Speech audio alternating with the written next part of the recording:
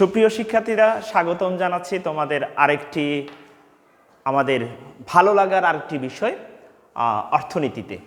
Corona অতিমারির কারণে দীর্ঘদিন ধরে যে আমাদের ধারাবাহিক ক্লাসগুলো হচ্ছে না, আমাদের যে শ্রেণীতে বসে যে মূল্যায়নগুলো অথবা ক্লাসগুলো হচ্ছে না, তার পরিপ্রেক্ষিতে আমরা অনলাইন ক্লাসগুলোর ব্যবস্থা করেছি।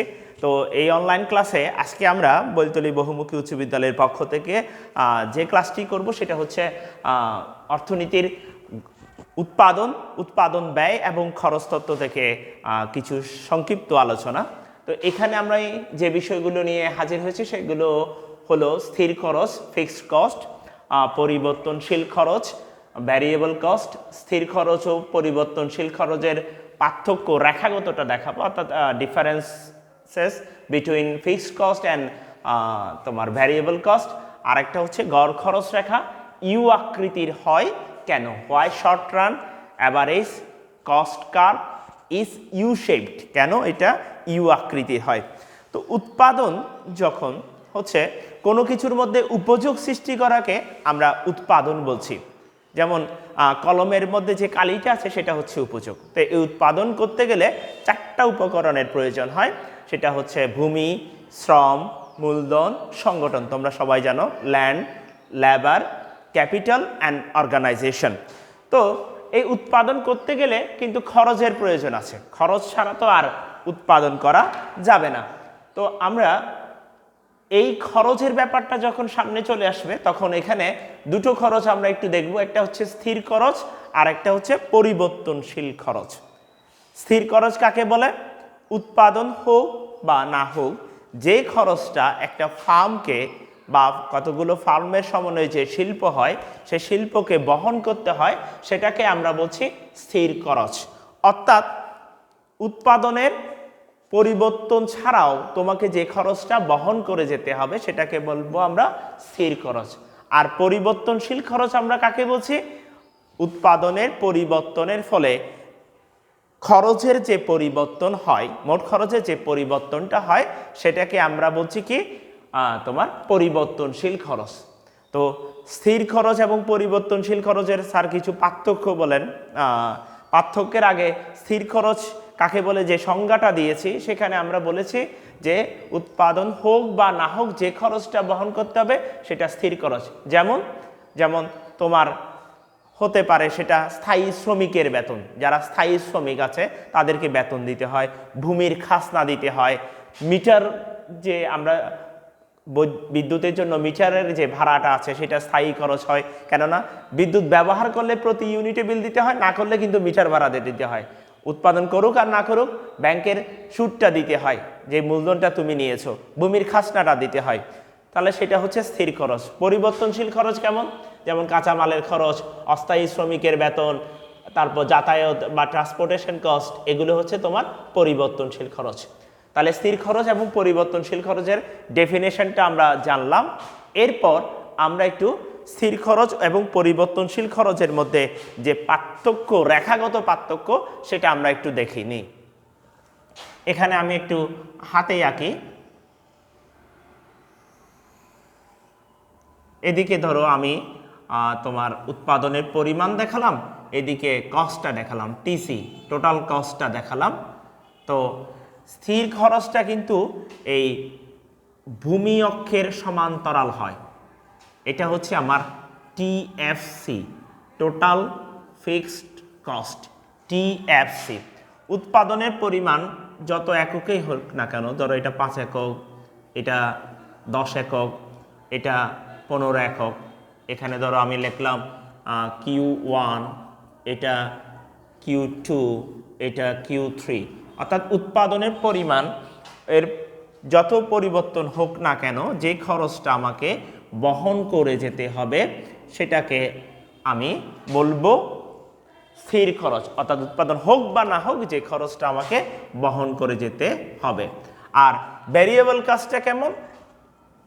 এটা ভূমি অক্ষের সমান্তরাল হয়, আর এটা যেই আমার পরিবর্তনশীল খরচ যেটা বলছে এটা হবে তোমার একটু বাম থেকে ডানে বক্রাকৃতি ঊর্ধ্বগতির।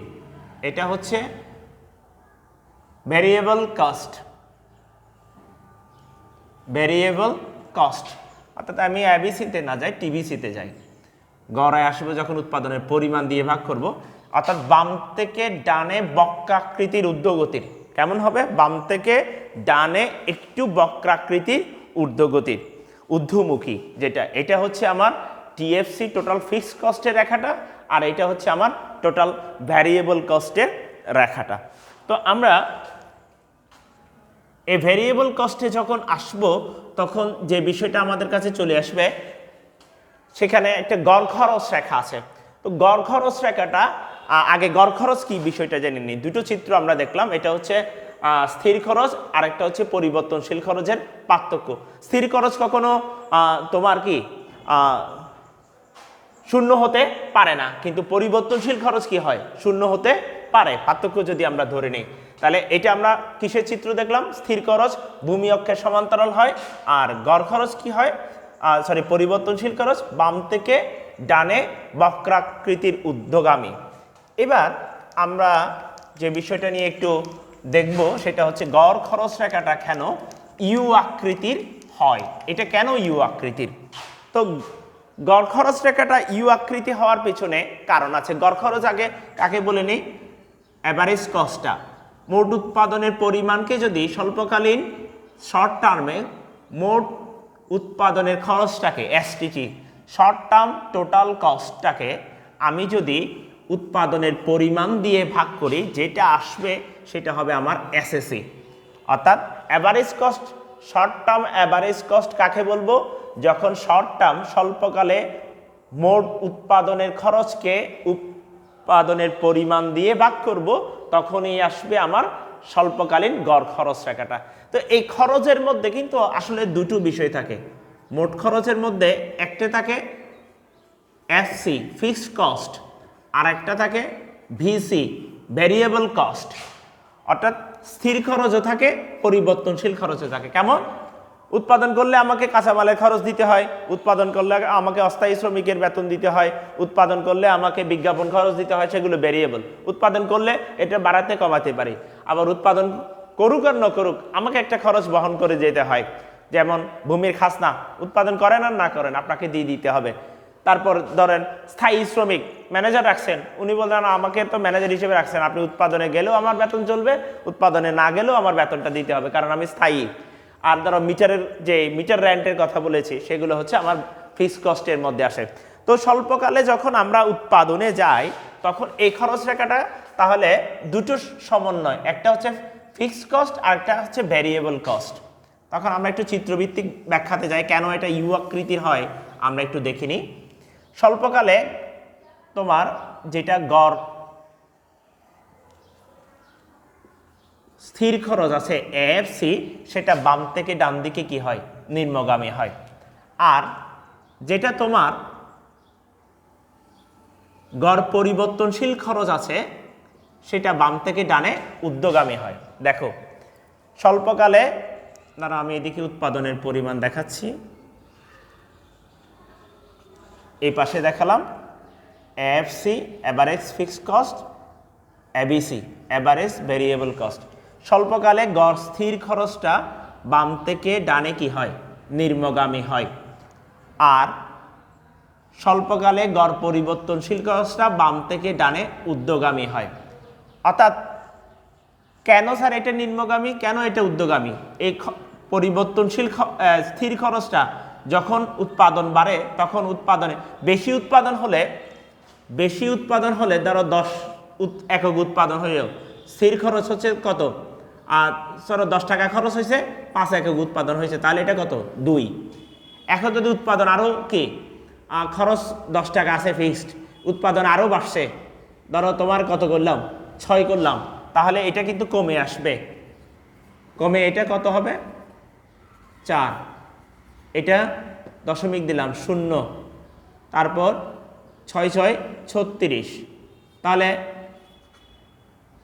তোমার 1.6 এর মতো করে আসবে। তাহলে স্থির খরচ তো স্থিরই আছে, যখন উৎপাদন পরিমাণ বেশি হয়ে যাচ্ছে তখন কিন্তু এটা আস্তে আস্তে কমে যাচ্ছে।